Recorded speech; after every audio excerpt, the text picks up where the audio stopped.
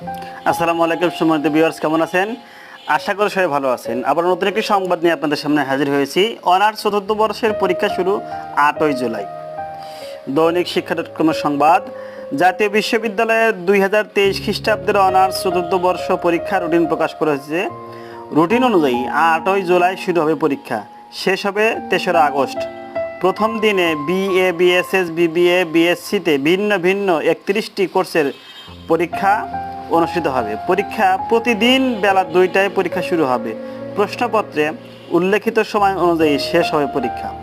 মঙ্গলবার জাতীয় বিশ্ববিদ্যালয়ের ওয়েবসাইটে এই রুটিন প্রকাশ করা হয়েছে। রুটিন প্রকাশের বিজ্ঞপ্তিতে আরও বলা হয়েছে, প্রয়োজনে যে কোনো সময় বিশ্ববিদ্যালয় কর্তৃপক্ষ পরীক্ষা সময়সূচি পরিবর্তন করতে পারবেন। সময়সূচি অনুযায়ী সকল তথ্য পরীক্ষা শেষ না হওয়া পর্যন্ত ট্রেজারি থেকে প্রশ্নপত্রের ট্রাঙ্ক উত্তোলন বা গ্রহণ করা যাবে না।